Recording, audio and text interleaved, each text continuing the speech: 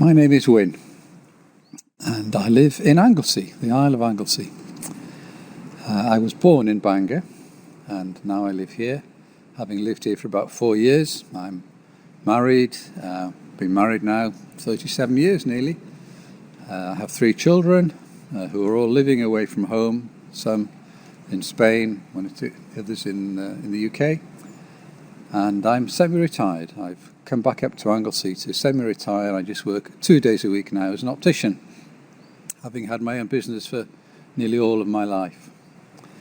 But a few years ago I had the opportunity to sell the business, and having had a holiday home in Anglesey for some time, we both decided that this would be a lovely place to settle and semi-retire.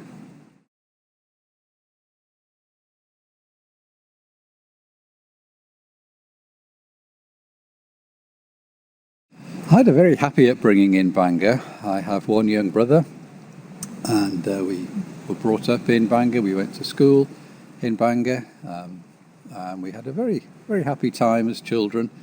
I enjoyed my school life very much. I was encouraged by my mum and dad to study hard, and also encouraged to do other extracurricular activities, sports, music. My father was Welsh, my mother was English, and my father was a very keen chapel goer. And so from a very young age we were encouraged to go to chapel. But English was the language of the home, and my friends were English, and the chapel was in Welsh, and most of it went over the top of my head. I didn't really understand what was going on most of the time. And Sundays was always a bit of a chore. It was homework and chapel. And as I became a little older, in my mid-teens, I really began to rebel against the chapel ethos altogether.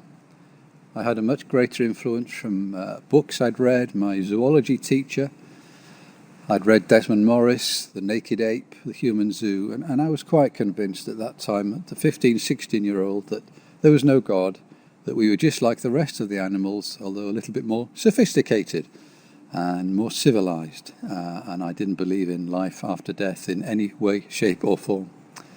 So I was an out-and-out atheist, really, when I left home. I went to college. A couple of my friends were Christians, and I did go along to 1 or 2 Christian Union meetings, but it really didn't mean a great deal to me, and I lived a worldly life for a number of years at college, and then afterwards when I qualified, I lived down in Devon for a while. Anyway, my work brought me to the Midlands, where I met a girl, and this girl was to become my wife later on, but it was through my wife, or my girlfriend at the time. She did a lot of volunteering, which I had never done any of. She was a girl guider, a Queen's Guide. And it made me think that my life has been a bit selfish up until now. And I thought I could really do with being a better person. And when she mentioned to me once that there was a new preacher that she'd heard once before come to Wolverhampton, she suggested perhaps we go along to hear him. And I agreed. I said, yes, it will do me good. It'll make me a better person if I go to church. Anyway, I wasn't prepared for what would happen, because we went along on a Sunday morning, and I heard a message I'd never heard before in my life. At least it had never registered with me. And we had the gospel preached very clearly. Not only was the gospel preached, but the people that were in the church were different to people I'd met before. They were content, they were happy, they were friendly, and I don't think a single person didn't say hello to me on that first morning. And over the coming weeks and months, we were there every Sunday, twice on a Sunday. And after about 3 or 4 months of hearing the gospel preached and seeing the effect on people's lives, I became a Christian, and I turned to the Lord Jesus Christ. And so I was in my mid-20s, and we were to be married that same year. And thankfully, my wife was also converted around about the same time as I was. So we were both married as Christians. And things have been different ever since then.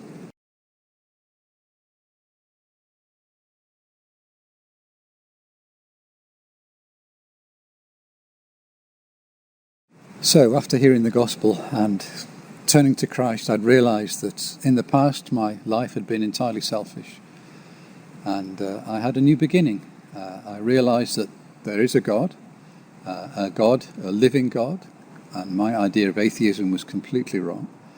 I'd been led astray, and in having the gospel explained that there is a God who has a Son, the Lord Jesus Christ, who died on behalf of my sin and for all the things I'd done wrong. And not only the things I'd done wrong, but my wrong thoughts, my wrong attitudes, had all been cleansed by the blood of Christ on the cross. And I was accepted as one of God's children, part of the family of God. And that meant such a tremendous amount in daily life. It gave me an assurance that I'd never had before. It gave me a peace in my heart that I was at peace with God. I was no longer an enemy of God, which I had been before. And there were so many benefits that I could feel. I had a certain contentment and a happiness and a joy within me that previously I hadn't had. Any previous joys had been very temporary and worldly, really. So my life then changed completely. So up until becoming a believer, I was very much motivated by my career and having a nice house and nice things. But now I realise that my home is in heaven. And whilst God has blessed my business in the respect that we've had a good living, that's never been the be-all and end-all for me. It's now heaven.